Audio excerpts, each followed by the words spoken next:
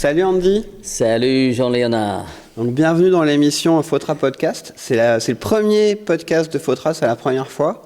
Du coup, je voulais, l'idée de l'émission, c'est de parler de la vision qu'on a du monde du cheval à travers le filtre de nos différents métiers.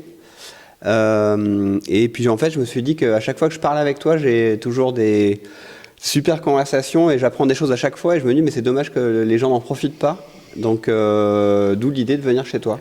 C'est un grand plaisir. Moi, j'ai toujours aimé l'idée d'un podcast. Je pensais même, j'ai eu plusieurs clients qui disent « Ah, quand on conduit, c'est super d'écouter et les histoires et ces genres de trucs. » Donc, je me suis dit « Je vais absolument faire un podcast un jour. Toi, tu présentes l'opportunité de faire. Donc, on y va. » Pour donc, aussi, c'est une première pour moi. C'est la première fois que je me lance dans un podcast. J'espère que ça va plaire aux gens. Et puis, en même temps, j'en ai profité pour venir te livrer ton nouveau vent. Exact. Donc, voilà, on a amené tout le matériel pour filmer et c'est parti. On va voir si c'est chouette ou pas. Avant de commencer, il y a encore quelques personnes qui ne te connaissent pas. Je pense qu'il n'y en a pas beaucoup. La plupart des gens en France te connaissent. Mais est-ce que tu peux te présenter pour ceux qui ne te connaissent pas encore ? Oui, c'est vrai que moi, avec cet accent assez australien, c'est parce que je viens de l'Australie à la base. Et j'étais élevé dans une petite ferme en Australie de plusieurs milliers d'hectares avec mon père. Et c'était un élevage bovin. On déplaçait le bovin là-bas avec les chevaux. Donc pour moi, le cheval à la base, c'était un animal de travail. Tout le monde parlait des hommes de chevaux comme si c'était égal à Dieu. Celui-là, c'est un homme de cheval. Donc je me suis dit, waouh, c'est quoi ces gens, ces hommes de chevaux? Donc ça m'a inspiré très très jeune. Et parmi tout le travail qu'on peut faire sur une grande exploitation agricole, c'est ça qui m'a intéressé le plus.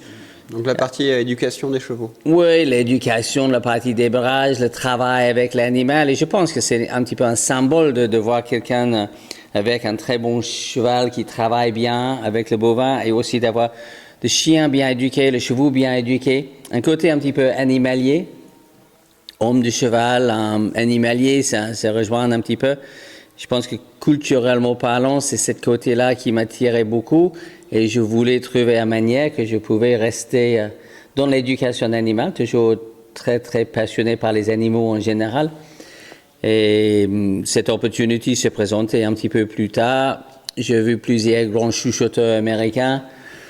Je me suis dit, ça me semble un super métier. Plus tard, ça m'a amené aux États-Unis. J'ai resté là-bas pendant 5-6 ans. Il y avait une opportunité en France. Je pense pour nous, les Australiens, un petit peu coupés de monde là-bas dans notre petite île. Et je dis, oh, ça va être trop cool d'aller en Europe et voir ça. À la base, je voulais passer 3 mois, 1 an, pourquoi pas, en France. Et bien maintenant, ça date de... C'était 2001, donc on est à 25 ans maintenant. Ouais, 25 ans. 25 ans en France. Je n'ai pas du tout planifié ça, mais j'ai beaucoup aimé... Il y a énormément de choses que j'ai trouvé très, très agréables. Il y avait beaucoup d'opportunités pour moi dans ce pays, culturellement, d'amener quelque chose de différent.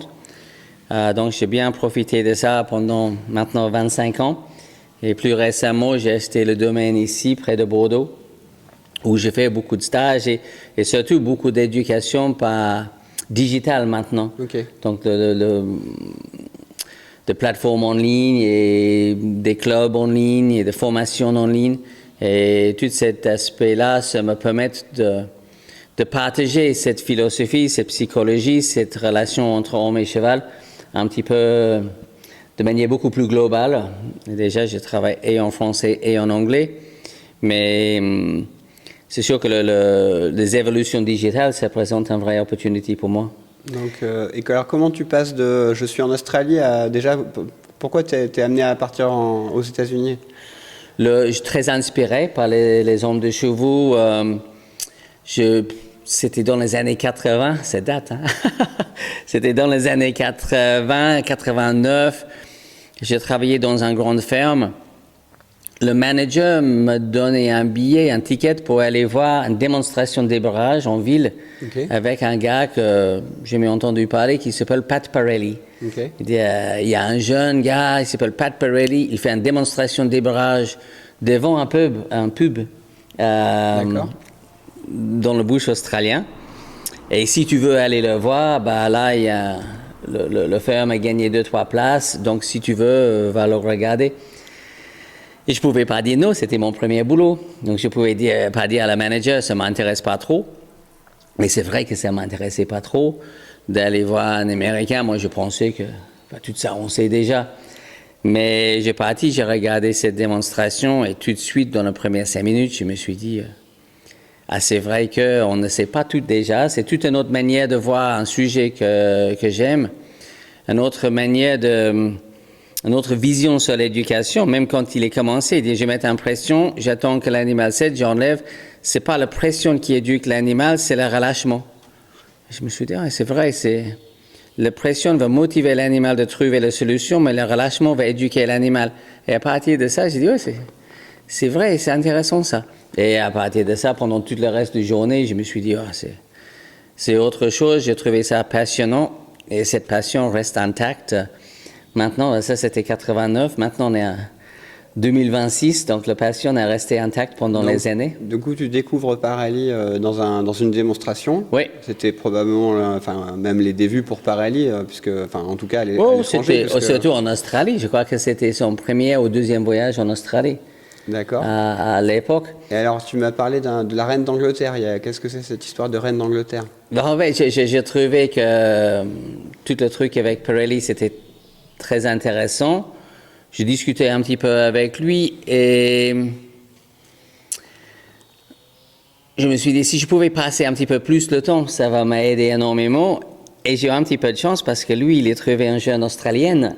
Donc, il est venu régulièrement en Australie. D'accord. Pour voir Linda, qui habitait à Sydney. Et donc, avec qui s'est marié d'ailleurs après. Totalement. Et donc pour quelques raisons, il a fait plusieurs fois le voyage et j'ai dit, est-ce qu'on peut se voir quand tu viens en Australie? Est-ce qu'il y a manière de travailler avec vous? Et il dit, il faut que tu trouves une manière. Finalement, il faut que tu trouves une manière de venir chez moi aux États-Unis. Je veux bien, mais bon, c'est cher, etc. Mon père était à Sydney. C'est pas pourquoi, il a pris l'avion, il est rentré le soir, il avait un journal dans l'avion. Il a pris le journal dans l'avion, totalement par hasard. On est dans la maison, il regarde le journal, qui était un journal vraiment ciblé Sydney. Il disait, regarde, il y a des bourses, tu peux gagner une bourse d'études par le Commonwealth, parce qu'Australie fait partie du Commonwealth. Et donc, il y a une bourse fondée par la reine d'Angleterre. Et si tu gagnes cette bourse, tu peux faire les études dans un autre pays, peut-être pour ton truc avec ton chuchoteur américain. Mon père était un petit peu, tout ça. On sait faire déjà, lui, il parle beaucoup, mais bon, tout ça, on sait. On laisse comme ça. Et mon père disait, regardez, remplir le truc et on ne sait jamais. Je dis, oui, mais papa, ça c'est un bourse d'études pour les musiciens, pour les acteurs, ça ne va pas être pour quelqu'un comme moi. Ça va te prendre combien de temps pour remplir le truc? Je dis, des mieux. Je dis, vas-y, fais-le. Moi, je vais faire un sieste. Je remplis le dossier. J'ai envoyé là où il faut. Quelques semaines plus tard, j'ai eu un appel et on est intéressé par votre dossier. Est-ce que vous pouvez présenter un petit peu plus? Est-ce que vous pouvez venir à Sydney? Est-ce que vous pouvez avoir l'interview? Et ça se trouve que la reine d'Angleterre était très passionnée par l'éducation cheval. Elle suivait beaucoup Monty Roberts. Et toute cette mouvance d'amélioration de l'éducation, une éducation plus éthique, un vrai amour pour les animaux et pour le cheval. Elle a continué à monter un cheval jusqu'à 94 ans, quelque chose. Donc, elle était très passionnée par le cheval de course, tout type de cheval. Et tout ça, j'ai appris que cette mouvance, elle avait vraiment envie que ça se propage, que ça bouge dans d'autres pays, notamment l'Australie. Et donc, elle était tout à fait d'accord de me sponsoriser pour apprendre ça et amener cette connaissance en Australie. Donc, j'ai gagné cette bourse qui était assez conséquente, qui m'a permis d'aller aux États-Unis. Et de se former avec Parelli. Et là, je suivais plusieurs hommes de chevaux à l'époque, mais j'ai resté plus chez Parelli. Lui, il faisait de grosses tournées. Moi, j'étais avec lui. Il me présentait partout en disant « Cet jeune homme était envoyé par la reine d'Angleterre ». C'est vrai, pas vrai, c'est un petit peu ça, mais pas vraiment. C'est une bonne manière de le présenter, en tout cas. Ça fait et donc, cet jeune homme était envoyé chez moi par la reine d'Angleterre. Et on faisait des démonstrations. L'aventure était incroyables. C'était des démonstrations d'ébrage. Moi, j'étais la cavalière, j'étais jeune, j'étais pas très intelligent, donc on pouvait me mettre sur n'importe lequel cheval. Et lui, il faisait les préparations. Moi, je montais sur le jeune chevaux. On a fait des démonstrations. Je crois que finalement, on a fait quelque chose comme 40 États d'États-Unis. Donc, j'ai vu énormément de pays. C'était une aventure absolument formidable. J'ai parti pour 90 jours. C'est sûr qu'à la fin de 90 jours, s'il y a quelque chose que j'ai très bien compris à la fin de 90 jours, qui était le premier voyage, c'est qu'on n'apprend pas à être un homme de cheval en 90 jours. Donc, j'ai discuté avec lui, il me donnait l'opportunité de rester plus longtemps, et finalement, j'ai bossé pour lui pendant 5 ans. Ok. Donc, mais on parle beaucoup de moi, on n'a pas parlé beaucoup de toi. Donc, et toi? Oui, effectivement. Mais j'ai moins de choses à raconter, par contre, ce sera moins intéressant. Je vais être plus. Mais il y a plein de gens qui ne te connaissent pas non plus. Donc, effectivement, il y a beaucoup de gens Jean qui me Léonard, connaissent pas. c'est qui? Donc moi, je suis Jean-Léonard Fautra. Je suis le président des Vents Fautra. Et donc, c'est une entreprise familiale que mes parents ont créée en 92 de fabrication de vents pour chevaux. Donc on est fabricant français, tout est fabriqué pas très loin d'ici, à 3 quarts d'heure d'ici, à Montcarré en Dordogne. La partie structure, donc en acier, c'est fabriqué sur place. Ensuite la partie carrosserie en polyester et l'assemblage, tout est fait sur place. Donc alors la petite histoire familiale qui est plus l'histoire de mes parents que la mienne. C'est en gros mes parents qui ont commencé par importer d'une marque britannique pendant une dizaine d'années. Mais mon père avait pas mal d'idées pour améliorer les produits, notamment liés à l'embarquement. On en reparlera tout à l'heure avec toi. Mais il s'est rendu compte qu'en fait, quand les chevaux n'étaient pas éduqués, on gagnait quand même beaucoup de temps à embarquer les chevaux si on enlevait le pont, en fait, et donc parce que les 2 portes vont canaliser les chevaux. Et donc il demandait cette modification aux fabricants britanniques qui souhaitaient pas le faire parce que voilà, c'est déjà un gros fabricant. Et donc un jour mes parents ont dit on va lancer notre propre marque. Et c'est comme ça que les Vents Fautra sont nés. Et moi j'ai repris l'entreprise en 2011. Donc ça fait déjà une quinzaine d'années, un peu plus. Non, une quinzaine d'années cette année. Et voilà. Et je suis très heureux d'être avec toi. Donc, on a parlé un petit peu des hommes de chevaux et cette vision homme-cheval. Je pense que, en connaissant ton père, même ton grand-père, c'est cette vision-là vers l'homme de cheval qui était... C'est ça, c'est la compréhension du comportement du cheval qui nous amène à prendre nos décisions sur la conception des vents, notamment. Tu as parlé du fait que tu avais choisi Parelli pour travailler, mais en fait, à l'époque, il y avait déjà d'autres mentors, notamment aux États-Unis, d'autres hommes de chevaux. Tu aurais pu en choisir d'autres. C'est quoi la différence, finalement, entre entre Parelli et les autres mentors? Oui, j'ai vu plusieurs, même en Australie, et j'ai participé dans pas mal de stages. C'était une époque un petit peu rustique. On pouvait participer dans un stage d'ébrage. On amène notre 3 ans avec aucune connaissance à l'époque. On amène un jeune cheval et on monte. Et c'était quand même, si je réfléchis, assez dangereux. Et j'ai participé dans le stage avec plusieurs hommes de chevaux assez connus. Ray Hunt, Buck Brannaman, Pat Peretti. Bizarrement, il y a beaucoup de gens qui ne connaissent pas, mais tout ça, c'est démarré avec 2 frères, Tom et Bill Dorrance, aux États-Unis. Et le meilleur élève, probablement, de Tom Dorrance, c'était Ray Hunt. Donc, Ray Hunt, il a commencé à enseigner la même chose. Et après, Ray Hunt, il y avait plein d'élèves, Buck Brannaman, Pat Peretti, plein d'autres connus aux États-Unis maintenant. Et donc, c'est un petit peu un arbre familial qui commence avec donc, il y a des connexions entre les différents. Oui, ils sont tous connectés. Tout ce que je trouve une vraie philosophie très, très intéressante. Bien sûr, il y a d'autres qui font d'autres techniques, d'autres méthodes, d'autres philosophies, mais c'est vraiment cette idée d'éducation de l'animal, cet côté homme du cheval, c'est le descendant de Dorrance et tout ça. Okay. Dans lequel, bizarrement, il y a même un petit peu de la France, parce que des frères Dorrance ont fait le service militaire aussi en Europe. Donc, et je sais que Tom et Bill, ils ont regardé le travail de Favreau, Le Quebrèche, et donc descendant de Baucher et tout ça. Donc, il y a une vraie connexion. Et je trouve que même certains principes comme jambes sans main, main sans jambes et tout ça, ils sont vraiment appliqués peut-être mieux que beaucoup de gens en France. On l'a peut-être perdu en France. Et il y avait le côté militaire, le côté technique, mais aussi toute une autre philosophie que j'aimais beaucoup. Et j'ai trouvé que Parelli, peut-être la différence, c'était qu'il aimait les chevaux, il aimait les humains. Et les autres étaient vraiment passionnés par les chevaux, mais parfois trouvaient les humains un petit peu compliqués. Ça se comprend, c'est pas toujours facile. Donc moins pédagogue, du coup. Moins pédagogue, moins passionné par le fait de partager l'information. Peut-être aussi, on peut dire moins commercial, mais le côté commercial, ça a rendu l'information très accessible.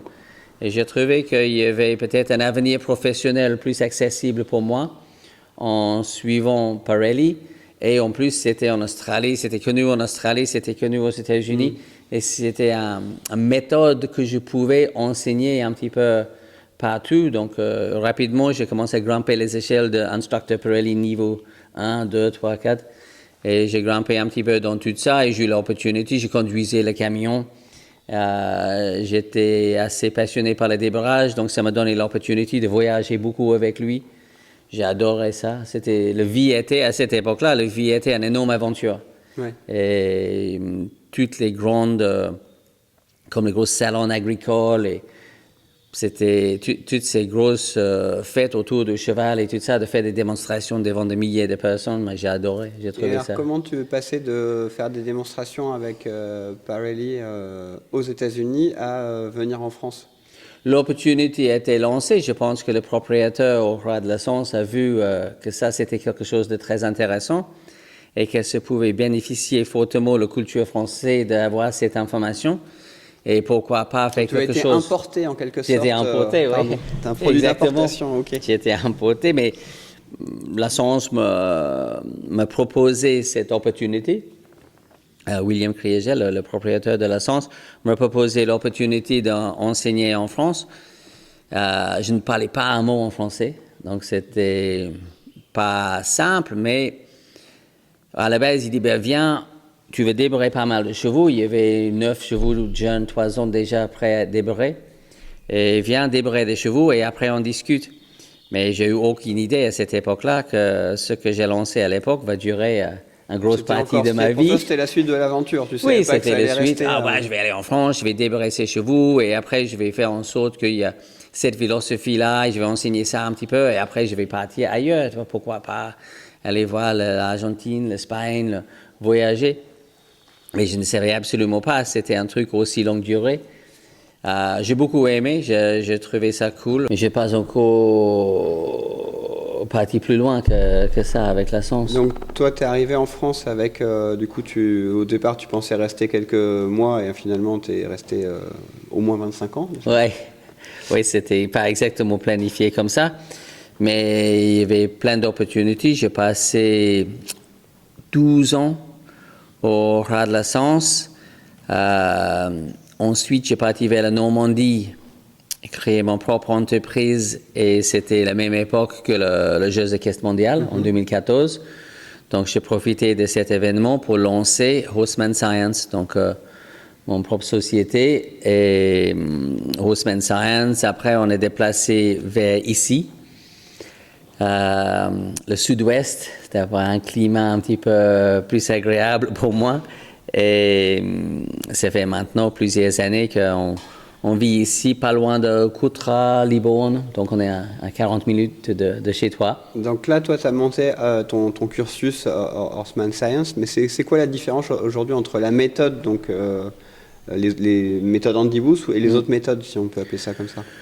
J'ai bossé déjà, la première méthode que j'ai étudiée, c'était celle de Parelli. Après, j'ai bossé énormément sur la méthode la Sens, quand ça s'était créé. Et ensuite, j'ai vu que l'idée de la méthode, ça donne l'impression qu'il y a une manière de faire les choses. Donc, je me suis dit, je pense que c'est plus intéressant d'avoir des principes, des très bons principes, une bonne philosophie, des bons principes, mais pas forcément faire la même technique. Tout le monde ne fait pas exactement la même chose. Donc toi, tu dirais que tu n'as pas de méthode aujourd'hui? Non, c'est plus un cursus pédagogique. C'est vraiment un cursus pédagogique pour éduquer les humains, comment bien éduquer les chevaux. Mais je ne veux pas être bloqué dans une idée de dire, le manière de reculer un cheval, c'est comme ça. Ouais. Certains mettent les jambes ici, certains mettent les jambes ici. Il y a équitation western, il y a équitation classique. Il y a plusieurs manières d'obtenir une réponse quand on bosse avec un cheval. Mais il y a quand même une seule philosophie, une seule psychologie qui fonctionne. Et tous les chevaux apprennent de la même manière. Mais on peut faire des choses totalement différentes et quand même bien éduquer le cheval. Donc, je ne voulais pas dire qu'il y a une manière de faire les choses. C'est pour ça que j'ai parti vraiment dans un cursus plus basé sur la science. Il y a toute une histoire derrière ça. C'était qu'en France, on a décidé de ne pas avoir horsemanship. C'est un mot assez anglophone, mais on veut faire équitation éthologique. Et l'éthologie, c'est une science. Donc, la communauté scientifique n'était pas très contente avec cette idée. Je me suis dit, peut-être le mieux, c'est que j'ai un discours basé sur la science. D'accord, donc c'est ça qui fait la différence entre toi et les autres aujourd'hui, c'est vraiment que tu as basé ton discours sur des compréhensions plus scientifiques en fait. Beaucoup plus scientifiques. Les Américains, c'était vraiment anthropomorphique. Il n'y avait pas de science de toute manière, donc ils ne pouvaient pas faire différemment. Et je pense que dans toutes les cultures équestres sur la planète, il y a beaucoup des idées reçues assez anthropomorphiques parce que dans une absence de science, il y a toujours croyance. Tu vois, le humain, il fait ça. Dans une absence de Darwin n'était pas là, la théorie d'évolution n'existait pas, donc on est 2000 religions différentes pour expliquer d'où on vient. Donc, s'il n'y a pas de science, il y a beaucoup de croyances et dans le milieu équestre, énormément de croyances. Certains un petit peu près correct et certains vraiment à côté de la plaque. Donc, je me suis dit, la science, c'est quelque chose de quantifiable, c'est quelque chose de mesurable, c'est quelque chose qui est en pleine évolution. Et en 2004, il y avait l'intégration de la théorie d'apprentissage, comment le cheval apprend et comprendre. Et cette science était en train d'être intégrée dans le milieu équestre. Et j'ai trouvé ça très intéressant. Et donc, j'ai pris contact avec un scientifique qui s'appelle Dr. Andrew McLean en Australie. Et depuis ça, on travaille beaucoup ensemble. On est devenus très amis. Et lui, il m'aide énormément dans cette compréhension scientifique. Lui, c'est le big boss d'une société qui s'appelle ISES, International Society for Equitation Science.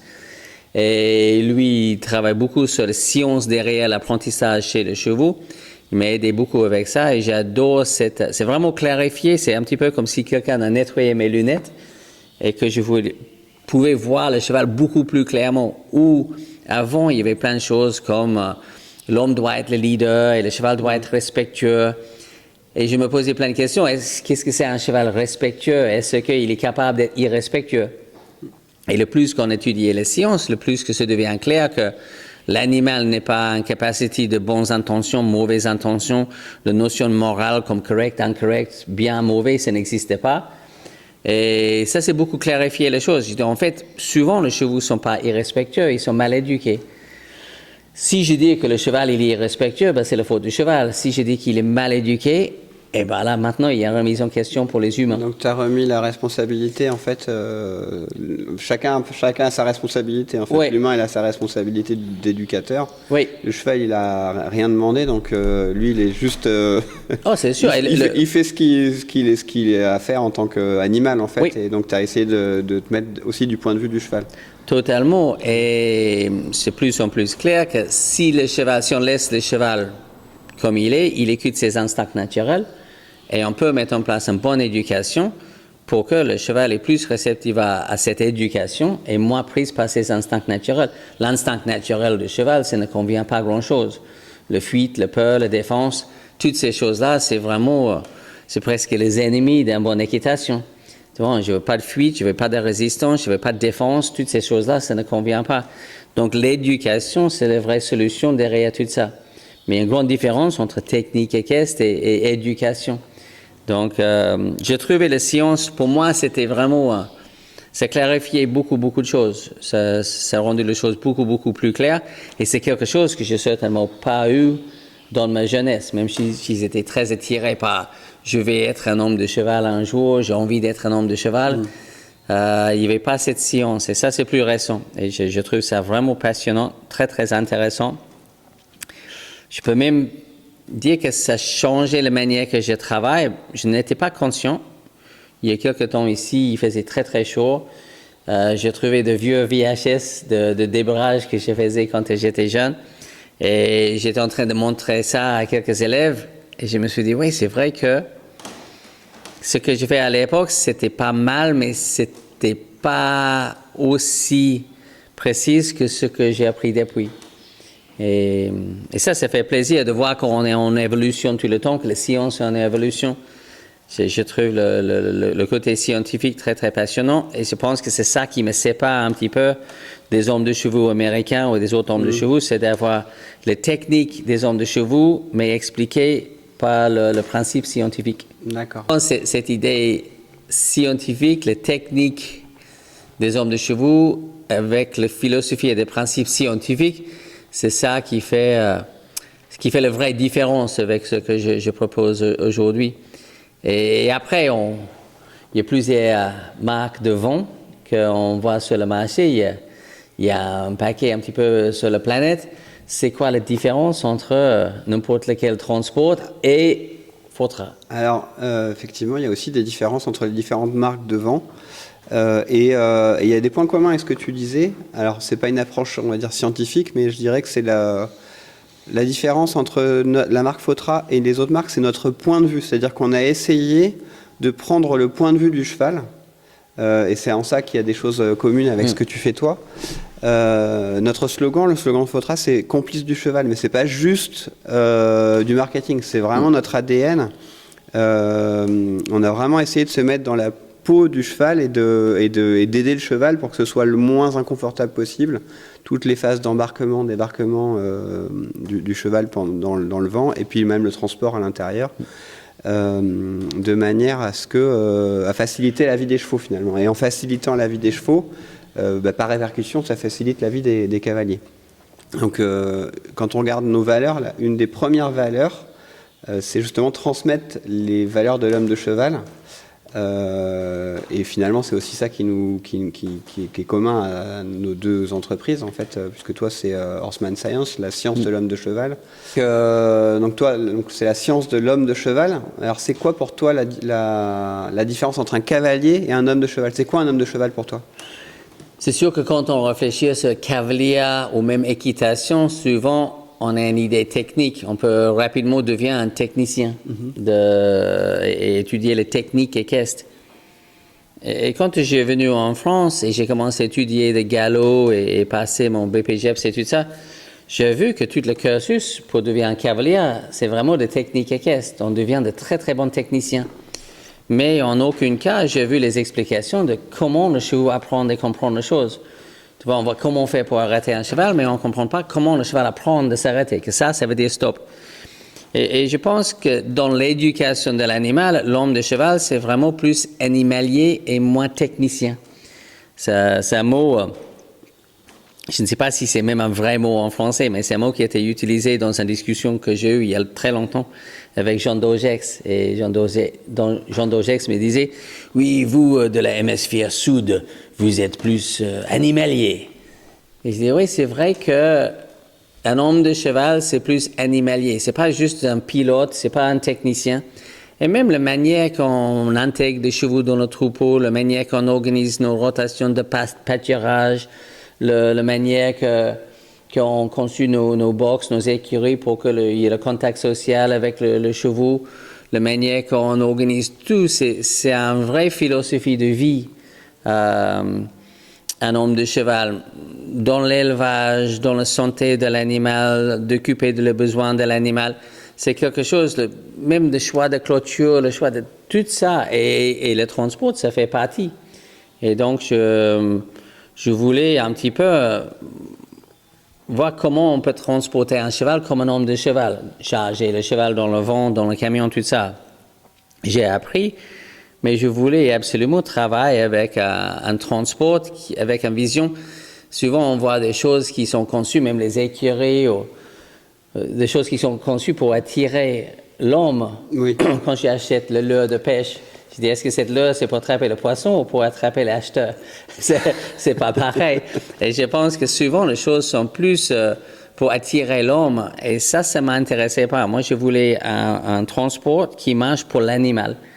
Et avec cette philosophie, avec ce principe, avec cette psychologie homme de cheval. Et ça m'a toujours inspiré. Ça t'est venu de quoi, en fait, la fascination pour les hommes de chevaux? C'est quoi ta première rencontre avec un homme de cheval, c'est quoi? C'est sans doute mon père, pas simplement parce que c'était un homme de cheval, c'était un homme très animalier. On était au milieu de nulle part avec beaucoup des animaux. Mais aussi, je crois que j'étais très inspiré par son admiration pour les hommes de chevaux. En Australie, c'est vraiment, il y a Dieu et il y a l'homme de cheval. C'est presque sur la même échelle. Un homme de cheval, c'est quelque chose vraiment sur un pédestre. Et ils ne sont pas nombreux. Déjà, on ne voit pas un homme de cheval à 20 ans, parce que ça prend toute une vie pour devenir un homme de cheval. Et c'est quelque chose que tout le monde parlait de celui-là, c'est un vrai homme de cheval. Et je me suis dit, mais la manière que mon père il parle des hommes de chevaux, ça m'a donné envie. Un jour, je vais être un homme de cheval. Ce que je ne savais pas à l'époque, c'est qu'on peut partir sur le chemin, mais on n'arrive jamais au bout. Mais c'est vraiment mon père. Et pour toi, le premier grande motivation, d'inspiration? Moi, le premier homme de cheval qui m'a transmis ces valeurs-là et qui m'a fait, qui a fait en sorte que je m'intéresse à l'éducation des chevaux, c'est mon grand-père que tu as connu d'ailleurs. Oui. Donc Jean Fautras, il était petit-fils de marchand de chevaux. Il était lui-même marchand de chevaux. Et à l'époque, les marchands de chevaux, c'était des chevaux de trait. Donc c'était avant les tracteurs, hein, c'était au début du siècle. Et donc il fallait des chevaux qui soient éduqués. Donc exactement la même philosophie dont tu parlais pour les chevaux que vous avez en Australie, donc des chevaux pour le travail. Donc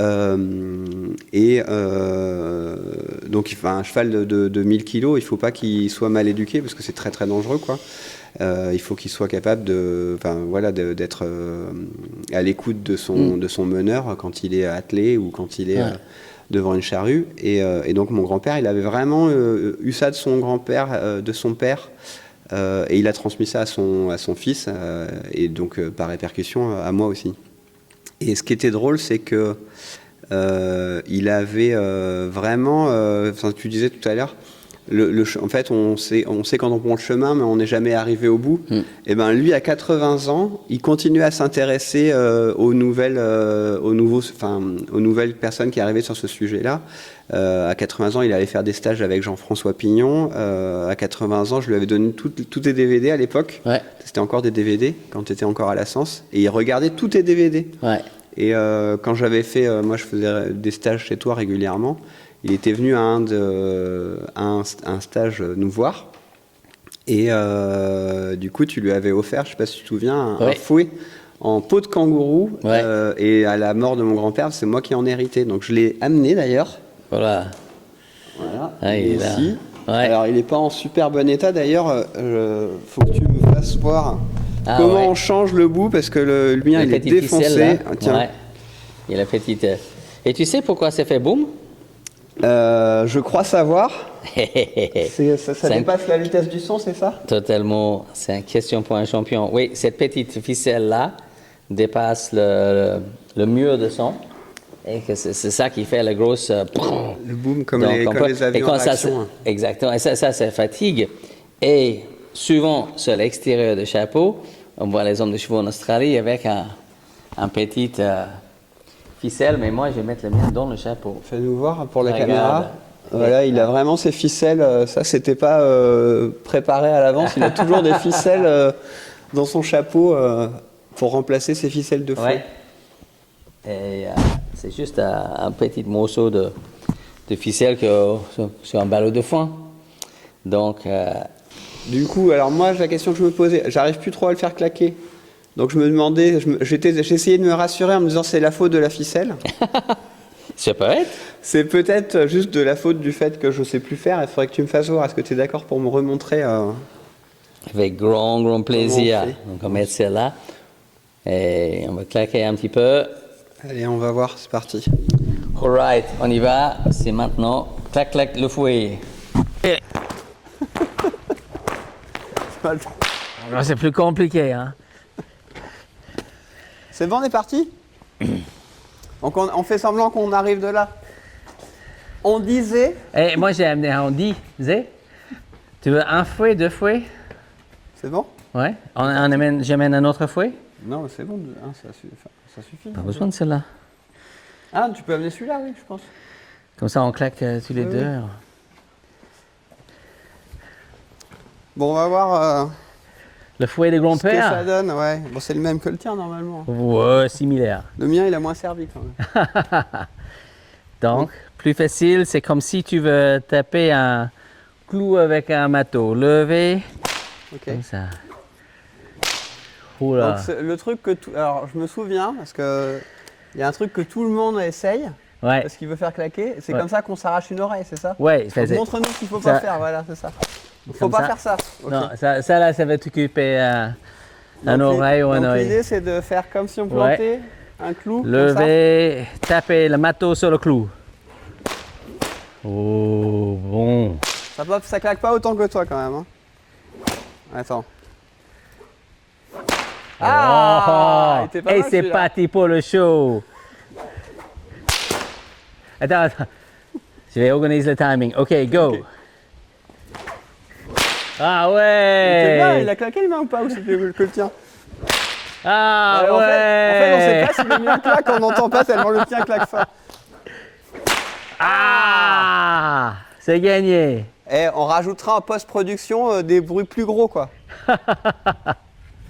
Et est-ce que tu peux me faire voir juste ce que tu m'as montré tout à l'heure, là? Comment tu fais la ficelle? Je pense que ça passionne peut-être que moi, c'est pas grave, on va quand même le faire en vidéo. Attends, tu veux que j'aille te chercher une ficelle? Donc merci Andy pour cette révision de fouet. Donc il faut que j'augmente un peu mon taux de réussite, mais je vais m'entraîner, c'est promis. Donc Avec plaisir. avant de partir, on parlait d'hommes de chevaux et des rencontres qui nous font comprendre parfois des concepts. Moi, il y a un concept que j'ai compris il y a pas très longtemps, c'est la différence entre le bien-être et la bientraitance. En gros, entre l'amour qu'on a pour le cheval et en fait, la compréhension de ses besoins et comment on les assouvit. Et souvent, il y a une confusion entre les deux. Moi, je me souviens, pour reparler de mon grand-père, je l'ai vu engueuler des élèves qu'il avait. Enfin, il avait un centre équestre à l'époque. Et il y a certains élèves qui laissaient leurs chevaux 23 heures sur 24 dans le box.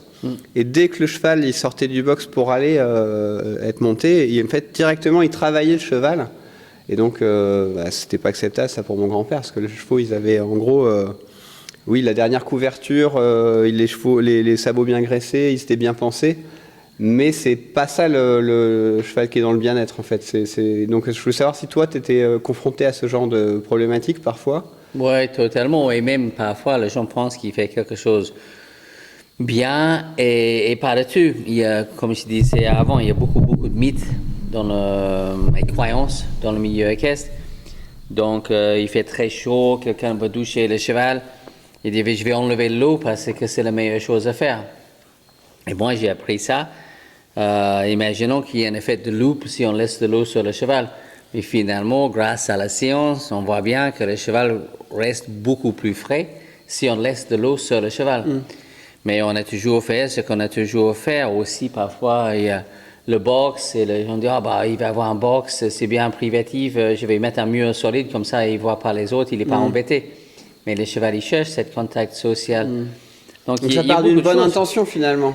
Oui, et même il est beau, donc j'enlève le vibrisse autour de son nez, j'enlève le poil dans ses oreilles. Mais il y a raison pour toutes ces choses-là. Oui, il a des jambes toutes propres et j'enlève le petit poil, mais cette petite poil là en bas, c'est un gutière, c'est vite le garde-boue et plein de choses. Donc il y a beaucoup de choses. On pense, et parfois même anthropomorphique, qui fait un petit peu frais aujourd'hui, donc je vais mettre une couverture sur mon cheval. Le cheval, il est parfaitement confortable entre 5 et 25 degrés. Mais nous, on est parfaitement confortable entre 25 et 30. Donc, la différence entre les deux espèces fait que parfois, on met nos croyances, nos anthropomorphismes, on imagine qu'il est comme nous. On pense qu'on fait quelque chose de bien, il fait 15 degrés, je mets une couverture, je pense que c'est bien pour lui. Et en fait, c'est le contraire, c'est mauvais pour lui. Donc l'amour vraiment... ne suffit pas, c'est ça que tu veux dire? Oui, j'ai dit souvent, l'amour ne suffit pas. Et parfois, c'est choc un petit peu parce que souvent, on dit, la première chose, il faut aimer le cheval. Mais je suis sûr que beaucoup de gens qui font ce genre d'erreurs, qui mettent en couverture quand il fait 15 degrés ou qui donnent une nourriture pas adaptée aux chevaux, ils aiment vois, c'est comme quelqu'un qui aime son chien, mais le personne est vegan, donc il donne une nourriture végétarienne à son chien. Tu vois, ça, c'est pas l'amour, ça c'est horrible. Mais je suis sûr que la personne aime son chien. Il y a beaucoup de gens qui aiment le cheval, mais le cheval souffre horriblement dû à l'incompétence de ces gens. Et ils pensent que si je l'aime assez, il va se comporter bien. Non, si tu éduques assez, il va être bien. Et je pense que cette compréhension est beaucoup plus... Je pense pour un cheval, si le cheval pouvait parler, il préfère d'être bien compris que juste aimer. Aimer, mais pas bien compris, ça va pas faire pour l'animal. Donc, beaucoup plus important pour le cheval d'être compris. Et après, évidemment, le mieux qu'on comprend le cheval, le mieux qu'on aime le cheval, mais pour ce qu'il est et pas ce qu'on veut qu'il soit. Et alors, est-ce que tu as vu une différence entre cette approche en Australie par rapport à l'approche qu'on a en France?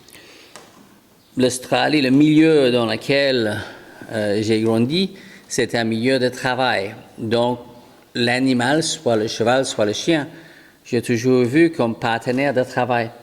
Et c'était essentiel que les animaux étaient bien éduqués pour être bien exploitables, utilisables.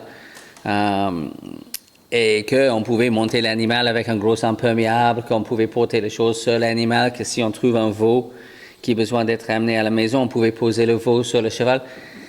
Et quand je suis venu en Europe, je me suis dit, c'est vrai que dans le dressage, le CSO, les chevaux sont un petit peu ciblés vers une discipline, mais sont souvent pas très bien éduqués.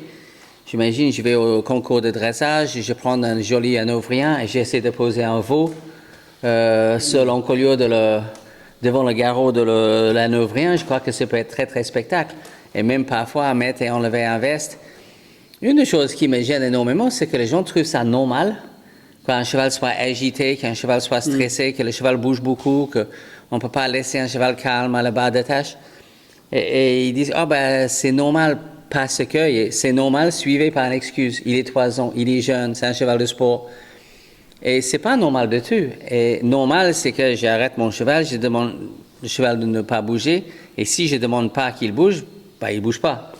Et ce niveau de discipline dans l'éducation, je parle pas de la qualité de ses changements pieds ou la capacité de sauter haut, mais je trouve que quand on est dans une relation de travail, et même, on peut dire, presque rentabilité, parce qu'il faut que l'animal soit efficace et que le boulot soit efficace. Un bon cheval, un bon chien, on peut enlever un employé. Donc, c'est tout cet aspect de côté pratique, de rentabilité, de tout le reste. Et je trouve que souvent, on est dans la technique équestre en Europe, mais pas assez, les animaux ne sont pas assez bien éduqués. Il sait sauter, il sait faire des mouvements, il sait faire un piaf ou un passage, mais en même temps, on ne peut pas prendre une bouteille d'eau et si le bouteille fait le cheval il est peur, et si on enlève le veste, la remise de prix, parfois, c'est embarrassant. On est dans une discipline qui s'appelle dressage et on ne peut pas rester sur le dos de chevaux dans la remise de prix.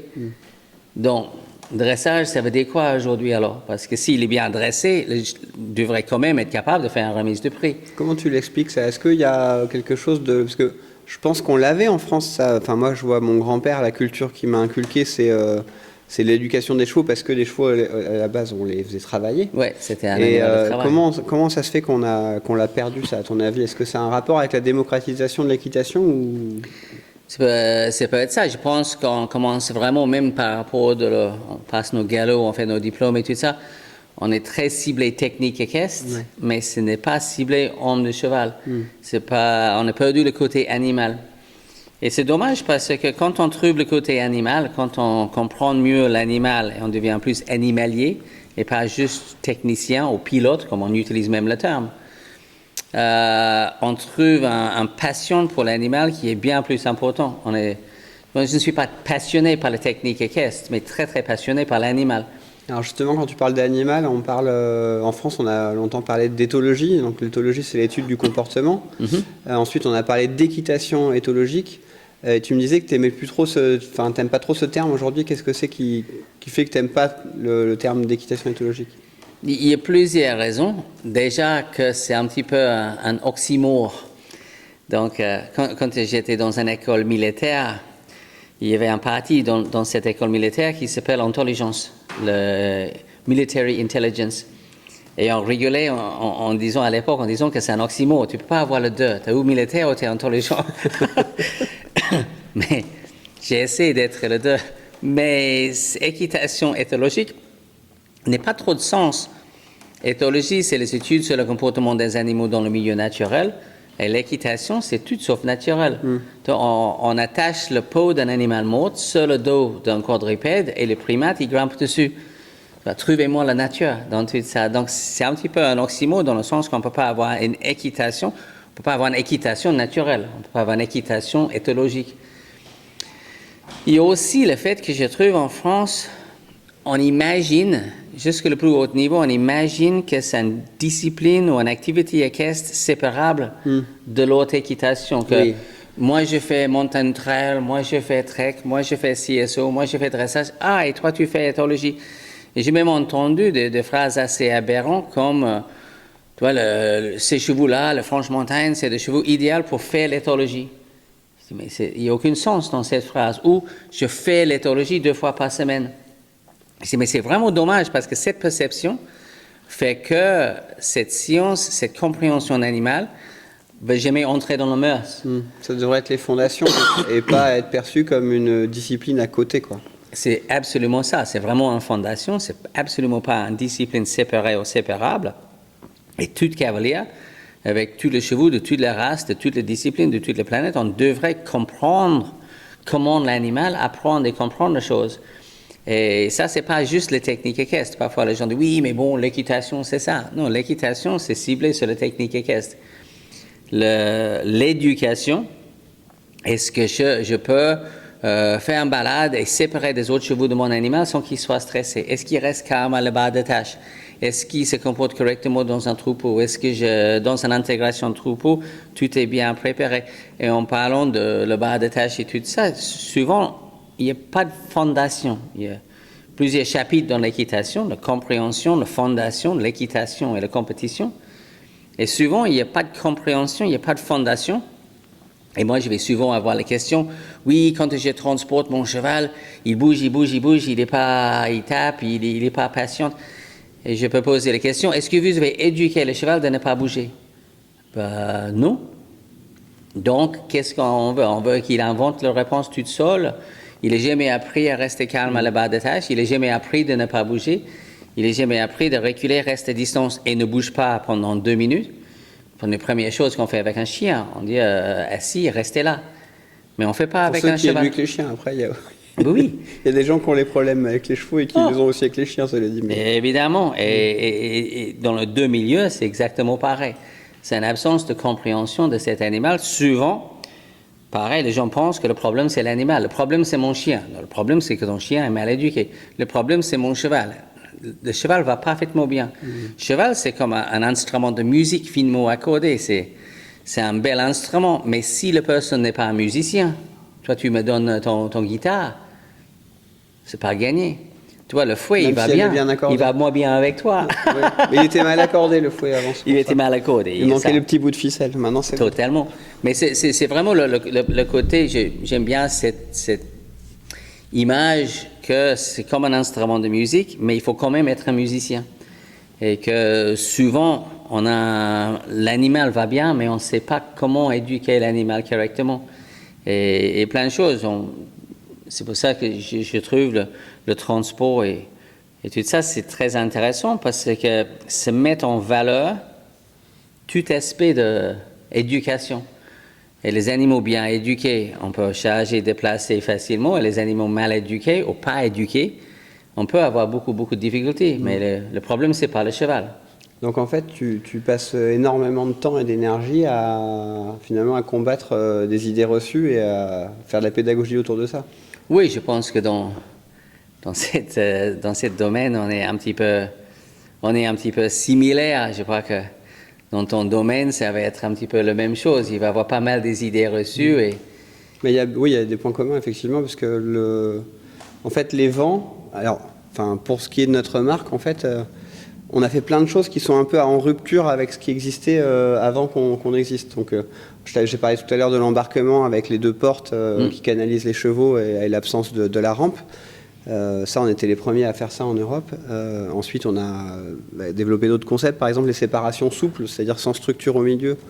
Et on s'est rendu compte qu'il y avait moins de chevaux qui pédalaient justement pendant le transport. Tout ça, c'est des concepts qui sont un peu à rebours de ce qui existe. Pareil, on était les premiers à faire des vents avec le transport en diagonale, qui va faciliter le voyage, puisque les chevaux ont plus d'espace dans les virages, donc ils vont moins paniquer. Mais tous ces concepts-là, c'est tellement en rupture par rapport à ce qui existe qu'en fait, ça demande énormément d'énergie pour expliquer et pour convaincre que notre concept, il est mieux et qu'on a étudié justement le comportement des chevaux. Alors, pas le comportement naturel, le comportement dans sa situation de transport. Mais c'est pareil, c'est tellement pas naturel. Voilà. Un cheval rouler un herbivore sur l'autoroute à 110 à l'heure, c'est pas naturel. C'est pas naturel. Donc, qu'est-ce qu'on peut faire pour rendre ça mieux? C'est ça. Donc déjà, il faut convaincre le client. Ouais. Ça, c'est la première chose, qu'il faut ce concept-là. Et toi, pour toi, c'est la partie éducation. Moi, c'est plus le matériel. Hein. C'est plus un outil, on va dire, qui est en complément. C'est totalement ça. Et souvent, les gens vont dire, c'est quoi le meilleur vent? Et donc, je relance la question, c'est quoi le meilleur vent? Tu parles pour le cheval ou tu parles pour vous, les humains? Mais moi, ce qui m'intéresse, c'est quoi le meilleur vent pour un cheval? Et de mettre dans cette optique-là et de trouver les choses par rapport au confort, par rapport au voyage, par rapport de toutes les astuces de sécurité. Est-ce qu'il y a quelque part où le cheval peut s'attacher? Est-ce qu'il y a un danger quelque part? La sécurité, c'est vraiment... quoi que je fasse avec un cheval, je pense que la sécurité, c'est un aspect qui est très, très important. Pour l'équitation, on voit bien qu'il y a beaucoup trop d'accidents. Et qu'on peut parler de casque, on peut parler de airbag, on peut parler de plein de choses. Mais si les chevaux sont mal éduqués, c'est dangereux. Exactement. Et c'est pareil pour le transport. Mais qu'est-ce qu'on peut mettre en place pour qu'il n'y ait pas de danger? Imaginons qu'il y a plein de choses, le cheval peut s'attacher ou un accident peut arriver. Après, le changement dans le vent peut être bien compliqué. Donc moi, mon première motivation, c'était la sécurité. Et en parlant de sécurité, surtout solidité. Est-ce que c'est solide? J'ai déjà eu des expériences où avec des vents qui n'ont pas assez solides, soit légers certes, mais trop, et le pont qui ne ferme pas parce que tout est tordu ou parce que et aussi s'il y a un problème, est-ce qu'un accident peut arriver? Quand je sélectionne une voiture, particulièrement avec ma fille par exemple, je dis ok, je vais bien rouler avec la voiture, mais c'est quoi les aspects de sécurité? Je ne vais pas aller rouler sur un petit truc sur l'autoroute qui est en plastique. Je veux un truc. Tu veux avoir confiance en le produit que tu achètes pour la sécurité, c'est la motivation. Il n'y a pas que, bien sûr, il y a des côtés esthétiques et tout ça, mais bien plus important que l'esthétique, c'est la sécurité. Et après, le confort, quand je sélectionne un vent, c'est un petit peu pareil. Est-ce qu'on est bien au niveau de sécurité? Est-ce qu'on est bien au niveau de confort? C'est ça. Mais en fait, le parallèle que tu fais, c'est imagine que tu aies une idée reçue sur les voitures et que tu imagines que, j'en sais rien, moi, c'est mieux pour ta fille d'avoir des ficelles qui attachent ta fille. Ouais. Et en fait, ou alors une barre, tu vois, une barre qui attache ta fille, il faut qu'on t'explique, on va t'expliquer. Enfin, toi, tu vas penser ça. Et ben, la personne qui fabrique la voiture, elle va devoir te convaincre que c'est mieux d'avoir une ceinture de sécurité, par exemple. Mais c'est un peu le même travail que je fais avec les vents. C'est pour ça que c'est plus dur et des fois il faut mettre plus d'énergie pour vendre un vent Fautra que vendre une autre marque. Parce qu'on est d'abord obligé de casser un peu les idées reçues par rapport, avec lesquelles les gens arrivent. Et du coup, ce que je voulais dire, les idées reçues, c'est bon, c'est ça. Donc c'est plus dur de vendre un vent Fautra pour ça. Il faut casser d'abord les idées reçues, il faut réussir à ce que les gens soient ouverts. Et c'est un peu la même chose pour convaincre les gens d'apprendre l'éducation. C'est un peu ce que tu dois faire aussi. Il faut que les gens ils acceptent tout ce qu'ils ont appris ou qu'ils pensent savoir avant, ils le remettent en question, quoi. Et la remise en question, il est assez brutal quand on découvrait le cheval. Je pense qu'une des premières découvertes qu'on fait, c'est qu'on réalise ou on prend conscience qu'on est inconsciemment incompétent. Et ça, cette phase-là, il est dur, de devenir consciemment incompétent. Ouais. Et quand on est consciemment incompétent, c'est compliqué, c'est inconfortable. Et on a plusieurs choix à ce moment-là. On peut dire non, je ne suis pas d'accord, je ne crois pas. où on peut dire, oui, c'est vrai que il y a beaucoup de choses à apprendre, il faut que je change ma vision sur les choses, il faut que je change mon avis sur certaines choses. Donc la première phase, c'est on ne sait pas qu'on ne sait pas. Ouais. C'est ça, on est inconsciemment incompétent. Ouais. Et après, la on est deuxième phase, c'est consciemment celle qui fait incompétent. mal, c'est Ouais. on est consciemment incompétent. Ouais. Et après? On est consciemment compétent. Donc, on sait faire, mais parce qu'on réfléchit à trop, le timing et les actions ne sont pas très fluides et un petit peu trop lentes. On a besoin de réfléchir pour le faire. Et finalement, on arrive sur un niveau où on est inconsciemment compétent. Et là, on a les bons réflexes et les bonnes actions. Et on n'a pas besoin de réfléchir tout le temps. On sait où on doit être, à quel moment. Et alors, est-ce que c'est un cercle? C'est-à-dire qu'est-ce qu'à un moment donné, on revient... toujours. On revient inconsciemment incompétent à un moment? Sur certains aspects, toujours. Il y a toujours une partie de ce sujet sur lequel on apprend qu'on ne sait pas. Et si ce n'est pas la science ou quelque chose qui remet des choses en question, c'est surtout le chevaux. J'ai eu assez de chevaux pour être obligé de se remettre en question assez souvent. Et il y a toujours un cheval pour te poser la question. Au moment que tu penses que tu as compris le sujet, il y a un cheval qui va arriver pour t'expliquer que tu n'as pas totalement compris le sujet. Et c'est peut-être bien parce que je pense que c'est idéalement... C'est une situation idéale parce que comme ça garde l'ego un petit peu en check. J'ai jamais vu un homme de cheval exceptionnel avec un énorme ego. Et Dieu sait que dans le milieu équestre, il y a les égos. Mais pour être un homme de cheval, je pense que c'est une des premières choses qu'il faut enlever et dire, OK, il n'y a pas de place pour un ego. Et même ça, même le montre, parfois mettre de côté parce que le cheval, ils sont fous de...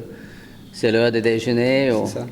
C'est ça. En fait, c'est l'ego, il est effacé par la réalité en fait avec le cheval finalement. Oui, et je pense qu'il n'y a pas trop de place pour l'ego et de toujours poser les questions quand on travaille pour un cheval qu'on fait dans cet aspect-là. Je travaille pour le cheval. Qu'est-ce que je peux faire pour l'aider? Dans un débarrage, toujours, qu'est-ce que je peux faire pour t'aider? Dans une situation, il a peur d'un flaque d'eau. OK, je vois que tu as peur. Qu'est-ce que je peux faire pour t'aider? Parce que souvent, je pense que les gens disent, qu'est-ce que je peux faire pour réussir? Qu'est-ce que je peux faire pour que le cheval, il va dans cette rivière, va dans cette flaque d'eau, saute cet obstacle? C'est pas la bonne question. C'est comment je peux aider le cheval de trouver que ça, c'est une bonne solution. Et je dois forcer le cheval de faire, ou tu peux plus convaincre et utiliser plus de philosophie, plus de psychologie, plus ce côté homme de cheval. Mais il y a un moment où il faut mettre l'ego un petit peu à côté et dire, OK, mon objectif ici et maintenant, c'est aider le cheval. Dans certaines situations, c'est pas facile. Moi, récemment, j'ai eu une grosse démonstration devant des centaines de personnes. J'ai un cheval avec beaucoup de difficultés sur les bâches et sur les barres au sol. Et j'étais obligé de dire, OK, comment je suis là pour le cheval, aider le cheval. Le spectateur, parce que sur un côté, tu dis, je veux la réussite. Mais le cheval, il s'en fout de ce que je veux. Mes objectifs, et je suis très consciente, et je pense que ça aide, je suis très consciente que mes chevaux sont pas du tout intéressés par mes objectifs. Ce que moi je veux, c'est pas important pour eux, mais ce que eux ils veulent, c'est très important pour moi. Et cette vision, ces yeux-là sont très importants. Bon, du coup, tu te poses des questions à chaque fois. En fait, tu essaies de te poser les bonnes questions pour trouver les solutions. Oui. Et du coup, alors pour revenir au vent, au matériel, du coup, tu t'es posé des questions parce que tu as eu des expériences peut-être avec différents matériels, que ce soit en Australie, aux États-Unis. Oui. Qu'est-ce qui a fait que tu as choisi notre marque, du coup? C'était quoi tes Drôlement, critères? peut-être les gens ne pensent pas, mais imaginons tout ce que j'ai voyagé en Australie. Je vais plusieurs fois même traverser l'Australie, donc on parle de 5000 km. Donc j'ai voyagé partout en Australie, partout aux États-Unis. J'ai amené le chevaux de l'États-Unis jusqu'à la France. Donc le célèbre Stormy et certains chevaux comme ça, il y a beaucoup. J'ai amené 40 chevaux de l'États-Unis vers la France. Donc j'ai fait beaucoup de transport. Et c'est quelque chose qui me stresse. Je suis tellement conscient que ce n'est pas naturel. Je suis tellement conscient que sur l'autoroute, il y a beaucoup de camions, il y a beaucoup de choses qui bougent, que si j'arrive à l'époque à Calais un petit peu en retard, j'ai loupe le bateau, maintenant je dois attendre s'il fait chaud. Donc c'est quelque chose qui me stresse et je pose beaucoup de questions par rapport à ça. Et la première motivation, c'est vraiment sécurité. Je veux qu'on ait dans le plus de sécurité que possible. Si je suis obligé d'arrêter, est-ce qu'il y a un bon passage d'air dans le vent? Est-ce qu'il y a la place? Est-ce que c'est assez ouvert? Est-ce qu'il n'y a rien qui peut être dangereux? Est-ce que c'est solide? Est-ce que c'est un cadre solide? C'est que s'il y a un accident, je ne veux pas blesser le cheval le mieux que possible. Je sais que si j'entre dans un camion, mais même s'il y a un accident, je pense que la solidité, c'est très, très important. Il faut que ce soit solide, il faut qu'il n'y ait pas un danger dedans, il faut que c'est assez ouvert. Moi, j'aime bien, en pensant même de la conception de mes écuries, je veux que le cheval peut se voir, mais ne peut pas s'abîmer. Donc, plein de choses comme toi, tu peux parler un petit peu plus, mais le bas-flanc souple et toutes ces petites astuces, et il y a beaucoup, beaucoup d'astuces. Je pense que ton père, c'est vraiment le roi des astuces. Chaque chose qu'il voit, je vois, vous pouvez peut-être modifier ça, ça. Et c'est tous ces petits détails qui fait que quand j'ai vu ça, c'est rien, mais le petit truc ouvre la porte et la porte, ça reste ouverte. Ou même la grosse porte devant, que le système d'accrocher la porte ouverte, que ça ne ferme pas pendant... Parce que j'ai fait beaucoup, beaucoup de chargements dans le vent. Je pense que le vent que tu vas récupérer aujourd'hui, il va avoir fait des milliers de chargements dans le vent, littéralement. Il y avait une journée quelques semaines, je fais 6 heures de chargement dans le vent. Et je mets chaque cheval au moins 10 fois dans le vent, jusqu'à il entre facilement, il se précipite un petit peu et il reste sur place, il ne bouge pas. Et c'est lui qui décide, je préfère d'être ici que descendre. Et donc, quand on compte sur une année combien de chevaux va entrer dans le vent, il faut que ce soit solide. Hein. Alors, littéralement des milliers et des milliers et des milliers de chargements dans le vent. Donc ça marche pour l'instant, on le change pas s'il est cassé, on le change parce qu'on veut un truc un peu plus nouveau. Il n'y a rien qui bouge, mais ça fait beaucoup, beaucoup de travail. Peut-être il y a d'autres qui transportent mieux que moi, mais je ne pense pas qu'il y ait beaucoup de monde qui envoyait autant de chevaux dans un vent. Parce que dans un stage, oui, on peut faire... tu vois, même si je compte chaque cheval qui va entrer une dizaine de fois dans le vent, jusque c'est vraiment gagné qu'il ait envie d'être dedans. Donc, la sécurité aussi, parce que le clientèle, il vient ici pour faire un stage, il ne faut pas que je mette le cheval en danger.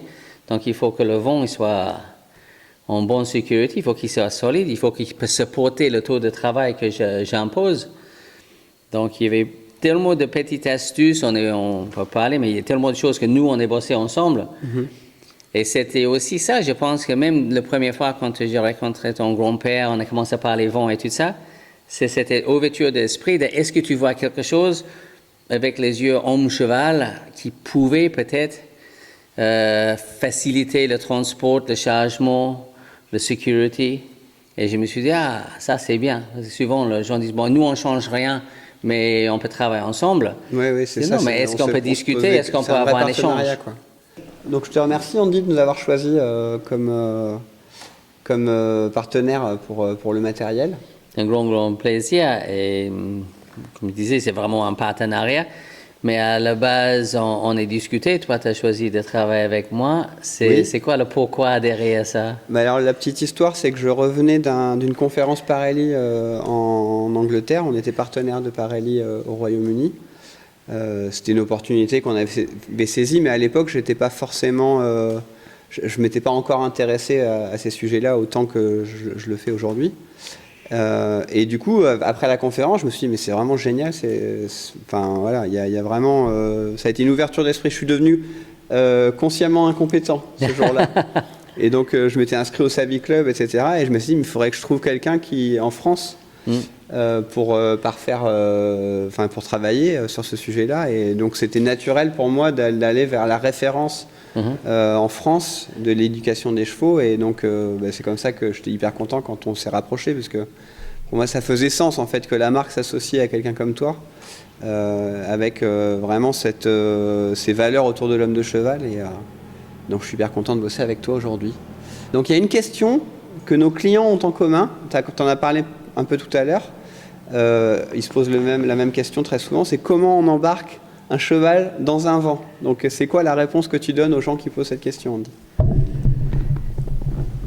On réfléchit toujours avec n'importe quel problème avec un cheval, c'est comment je peux faire en sorte que le problème devienne la solution pour le cheval. J'ai un problème de sauter l'obstacle. Ok, comment tu peux organiser la situation pour que l'obstacle devienne une solution pour le cheval? Et c'est là où on peut parler beaucoup de technique. Et souvent, dans le milieu équestre, les gens sont très, très techniciens.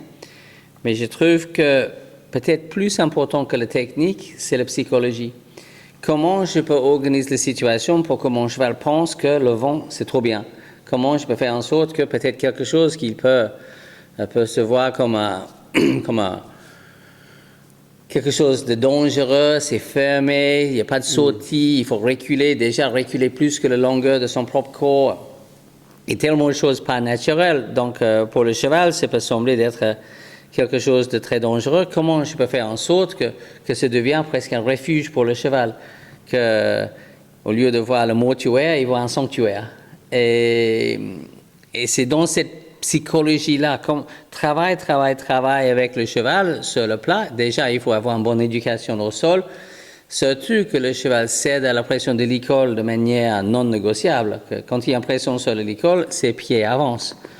Souvent, les gens pensent que le licol est posé sur la tête d'un cheval, mais en fait, c'est connecté sur ses pieds. Et donc, est-ce que j'ai une bonne réponse à l'école? Est-ce que il y a préparation? Est-ce que je peux traverser un bâche? Est-ce que je peux avancer et reculer sur un bas au sol? Est-ce que je peux passer dans un passage étroit? C'est une éducation. Et après, c'est là où la philosophie, la psychologie va jouer un rôle très important. Souvent, je travaille derrière le cheval, derrière le vent, déplacement latéral, déplace la hanche, déplace l'épaule, bosser. Mener le cheval dans le vent, stimulus, bonne réponse, enlèvement. Chaque fois que le cheval avance, enlève la pression. Après, je peux reculer, refaire. Et bientôt, rapidement même, le cheval va dire, écoute, il y a plein de boulot là-bas. Ici, on est bien. C'est tranquille. Est-ce que je peux aller là-bas? Et après, je peux ajouter le renforcement négatif, enlèvement de toutes choses aversives, renforcement positif, tout ce qui est attractif, carottes, pommes, bonbons, je vais avoir ça dans le vent. Donc, travail, va dans le vent, mange des bonbons. Donc, en fait, le travail pour apprendre un cheval à embarquer, finalement, il ne se fait pas au vent. En fait, c'est le travail, il se fait ailleurs. Oui. Et en fait, le vent devient une récompense. Comme beaucoup de choses, le problème, c'est la mise en évidence d'une absence de bonne éducation. Donc, le problème, c'est le révélateur de tu manques un petit peu d'éducation avec ça, et c'est pour ça que tu peux pas prendre ses pieds. Le problème, c'est ses pieds. Ben non, il est anxieux, il y a tellement de choses. Le vent, c'est pareil. Souvent, le cheval, il est anxieux, il est stressé, il n'y a pas un vrai niveau d'éducation de base, mais je vais quand même essayer de le mettre dans un vent. Tu peux pas, ça va être compliqué. Et en plus, stressant, il y a toujours cet aspect associatif qui est très important. Comment je peux faire en sorte que mon cheval fasse une association attractive avec l'anti-mouche, avec la tondeuse, avec l'obstacle, avec l'homme? Il y a beaucoup de chevaux, les gens ils vont au paddock, le cheval il voit l'homme arriver, il dit oui, donc et donc il le plaidoie, il passe. C'est un des résultats, le vent, et c'est pas une étape c'est pas un des fondements de base en fait. Totalement. Il y a des gens qui parfois me disent ouais, moi je voudrais acheter un vent parce que j'ai un vent comme vous parce que mon cheval embarque pas. Mais je pose toujours la question, mais déjà est-ce que votre cheval il avance quand vous lui demandez? Est-ce qu'il recule quand vous lui demandez? Est-ce qu'il s'arrête quand vous lui demandez? Oui. Et bien souvent, ils ont passé déjà juste ces choses-là et ils veulent embarquer le cheval dans le vent. Mais effectivement, l'étape, elle est un peu... Enfin, il grille quelques étapes, quoi. C'est sûr. Et après, il y a une vraie absence de compréhension de psychologie parfois. Les gens, ils mettent la pression, le cheval tire, la pression s'arrête. Donc, tu me dis, là, tu es en train d'éduquer ton cheval de tirer. Tu crois? Non, je ne crois pas, je sais. Ils mettent le cheval dans le vent, le cheval commence à reculer, ils piègent le cheval panique et il saute, il dit mais maintenant il aime moins le vent. C'est drôle, Sherlock, comment tu as trouvé ça? Donc tu dis oh là là, le côté animalier, ça manque tellement qu'il y a des erreurs de timing, il y a des erreurs de dosage, il y a tellement les erreurs. Et ce que j'aime le plus avec le chargement dans le vent, c'est que c'est le sujet, le travail dans lequel il y a une vraie mise en valeur de tout ce travail. Ouais, c'est un révélateur, en fait. C'est le boulot. C'est pour ça que c'est génial pour une démonstration ou pour expliquer, pour que quelqu'un vraiment comprenne la philosophie ou la psychologie d'un homme de cheval. Le chargement dans le vent, c'est l'exercice idéal. Et alors, en parlant d'animalier, est-ce que c'est la même chose pour un zèbre? Parce qu'on n'a pas parlé de ton Zorse, de Stormy. Ouais. Comment il va déjà? Elle va super bien. Elle va, 29 ans. 29 ans. L'année prochaine, c'est la grande fête. 29 ans, 27 ans ensemble. C'est un record pour moi. Et alors, qu'est-ce que c'est son histoire à Stormy? Comment... Stormy, c'est un Zos, moitié zèbre, moitié cheval. J'étais en train de faire une démonstration de débarrage avec Pat Pirelli en Californie, à Bakersfield. Et comme toujours, Pat en train de parler à la fin de son démonstration, oui, on peut débarrer n'importe quel cheval, de n'importe quelle race, et c'est garanti, on rembourse si vous n'êtes pas contente. Et donc, il y a un monsieur qui est venu me voir à la fin de la démonstration, dit, est-ce que vous êtes d'accord pour débarrer un animal comme ça? Il sort de sa poche à la photo. Je regarde, voilà, c'est quoi ça? Il dit, bah, c'est un mélange zèbre-cheval. J'ai jamais vu ça. Ah, il n'y a pas beaucoup. Je sais pas, je vois Pirelli, je dis, écoute, il y a un gars qui demande si on peut débarrer ça. Et Pat, il me répond, bah, bien sûr. Si ça marche, on parle beaucoup. Si ça marche pas, on dit rien.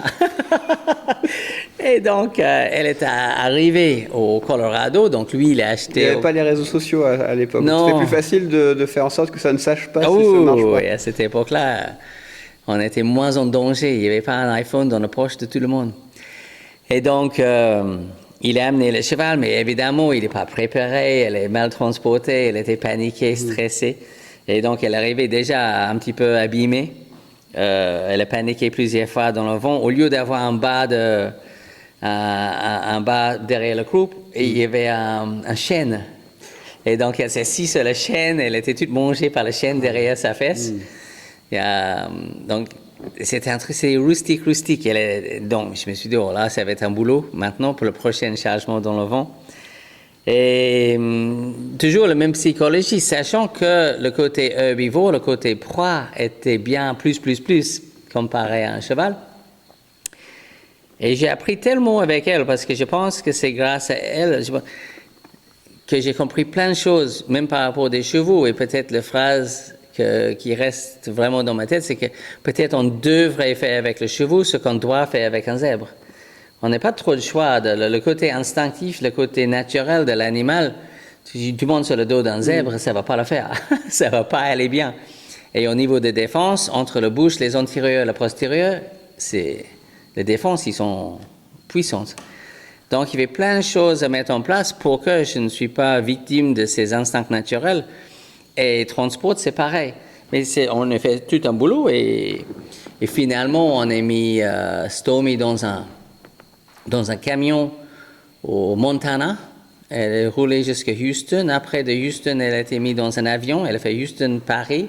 Et après, dans un vent de Paris à La Sens à l'époque. Et elle a fait plusieurs fois les allers-retours en Angleterre, en camion, bateau. Donc, elle a beaucoup voyagé. Et c'est exactement la même psychologie. Et je pense que si on peut avoir un zèbre, un moitié zèbre aussi bien par rapport de tout ce qui est transport, tout le monde peut arriver avec le cheval. Il n'y a pas un cheval qui pose des problèmes, mais il y a beaucoup de chevaux qui ne sont pas assez bien éduqués. Donc elle aime le vent fautra, Stormy? Elle l'aime bien.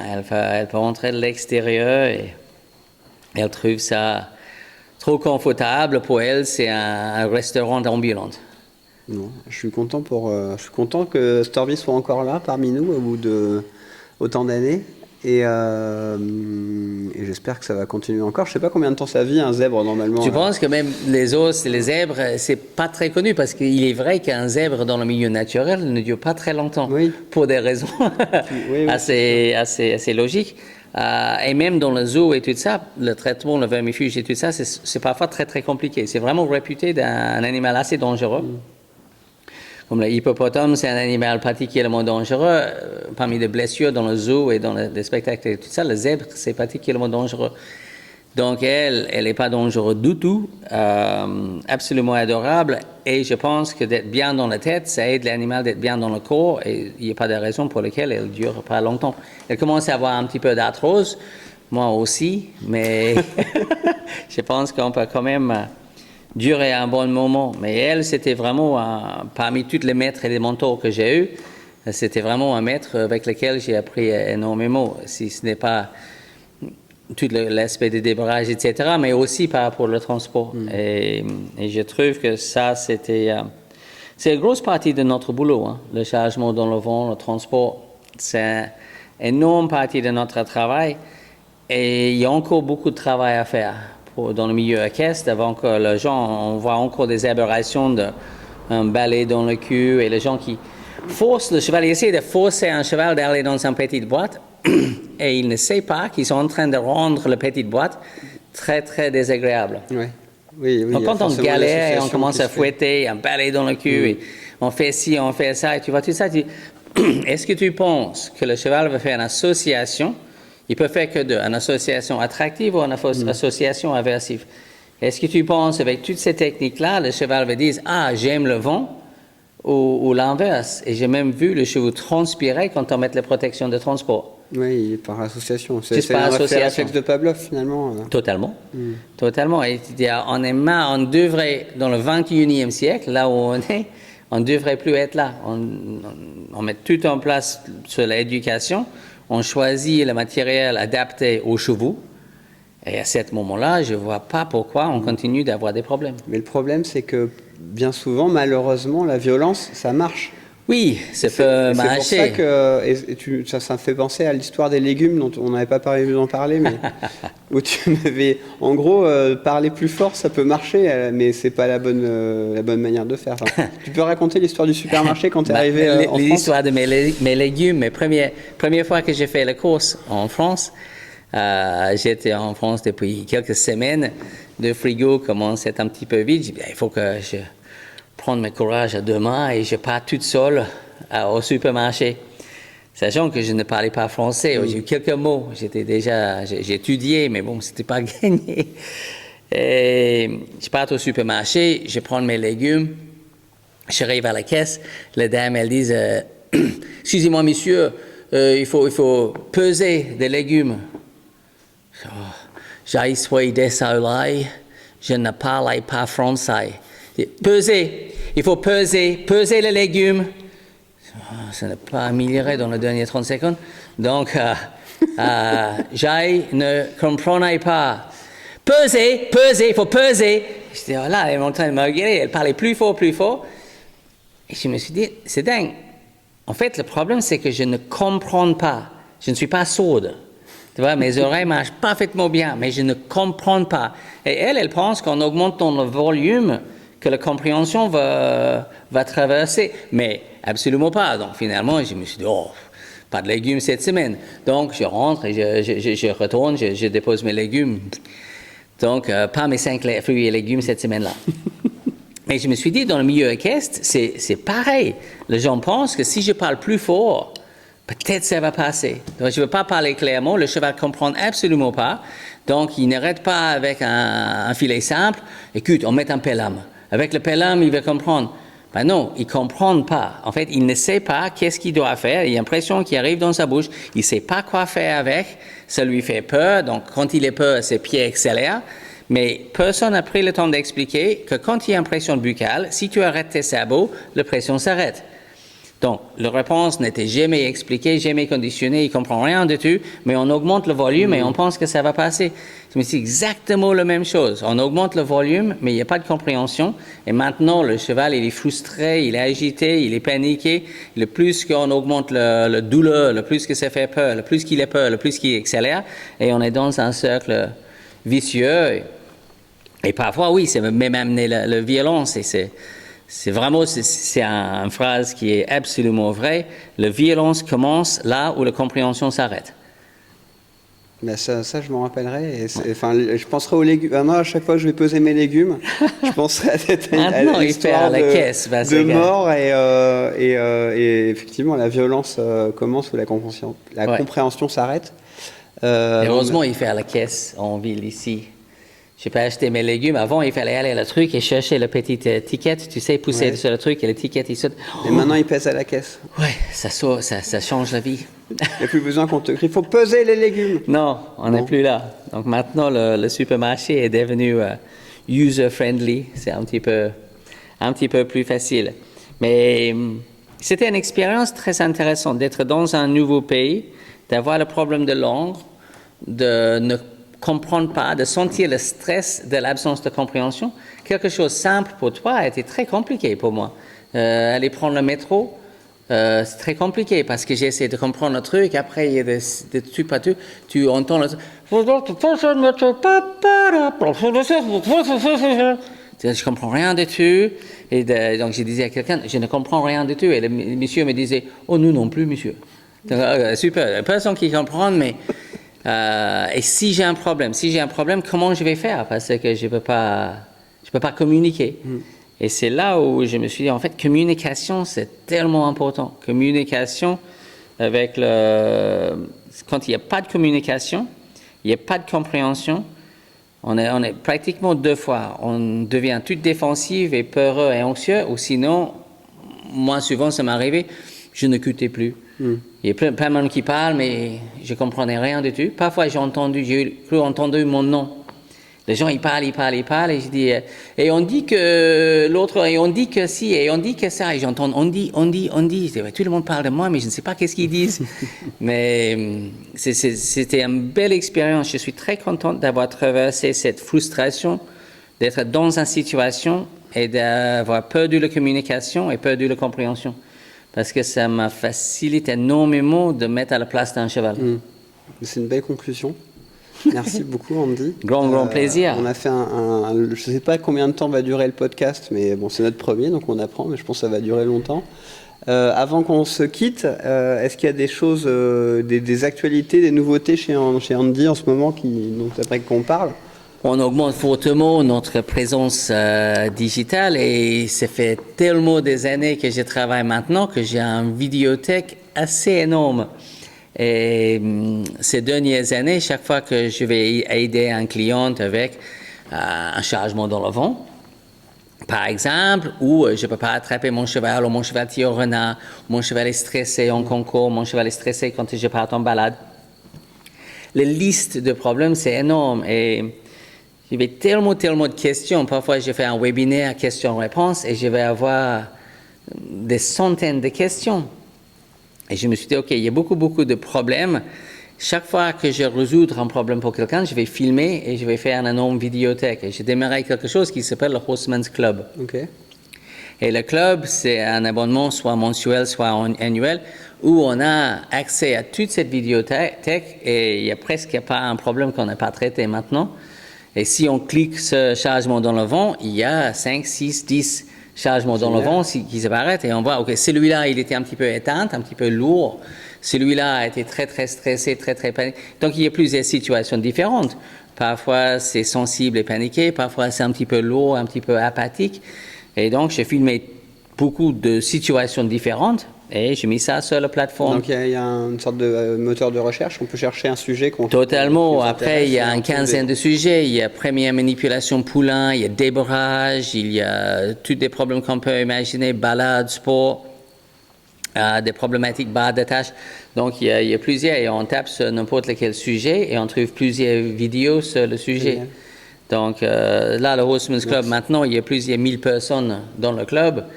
Et chaque mois, on passe une soirée ensemble, une fois par mois. Il y a une nouvelle vidéo toutes les semaines. OK. Donc, et ça tourne en plus maintenant. de la vidéothèque, quoi. Oui, et la vidéothèque qui s'accroît avec toutes ces vidéos parce qu'imaginons que ça fait plusieurs années maintenant qu'il y a le Horseman's Club et que chaque semaine, il y a une nouvelle vidéo. Donc, on parle de 52 vidéos par an et c'est déjà se tourné depuis plusieurs années. Donc, il y a des centaines de vidéos sur une quinzaine de sujets différents. Et chaque mois, on passe la soirée ensemble où je réponds aux questions. Entre 19h jusqu'à 11h du soir parfois, on répond aux questions. Donc, le Horseman's Club, c'est vraiment ça attire une vraie communauté de gens passionnés par l'éducation cheval. Et toute cette communauté, c'est une communauté assez bienveillante. C'est les gens qui partagent les mêmes passions, que les gens qui partagent entre eux, qui discutent entre eux. Eux, ils postent leurs vidéos de leurs problématiques, etc. Et donc, c'est devenu vraiment une belle communauté de gens passionnés par le même sujet. Et ça m'a fait plaisir de passer le temps avec eux et de voir que cette club s'augmente toutes les années, qu'il y a plus en plus de gens intéressés par avoir le chevaux bien éduqué. On pourra mettre ce podcast d'ailleurs dans ton Horseman Club si tu veux. C'est absolument pas de problème. Je pense qu'il va y avoir même un chapitre parmi tous les différents modules dans le Horseman's Club, un petit module qui s'appelle podcast. Et je pense que le premier va être celui-là. Chez nous, les choses qui bougent. Et chez toi, Jean-Léonard, qu'est-ce qu'il y a de neuf? Il y a plein de nouveautés. Alors en ligne, il y a des choses aussi, puisque en fait, on a sorti un nouveau site internet cette année avec un configurateur. Donc ce qui est génial, c'est qu'on peut vraiment choisir on choisit son modèle. Alors on essaye de raisonner. Là, on raisonne cavalier, parce que malheureusement, c'est pas le cheval qui va appuyer sur la souris et qui décide. C'est pas lui qui paye.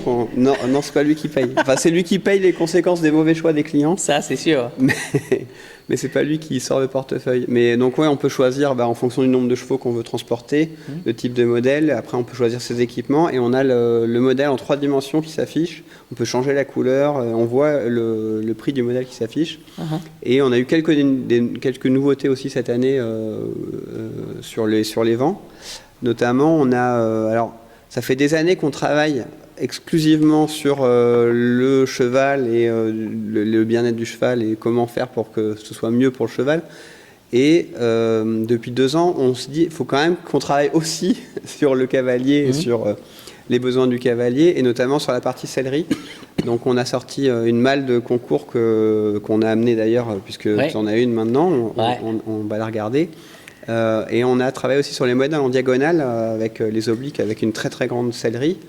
Et depuis quelques mois, on a sorti une couchette. Donc on peut dormir dans son vent avec une couchette qui se déplie et on accède par la sellerie, donc pas côté chevaux, donc on n'a pas les odeurs et c'est complètement étanche et ça se déplie côté chevaux, mais sans avoir les problèmes d'étanchéité. Voilà. Et c'est hyper confortable et ça marche très très bien. Donc je suis très content pour ça.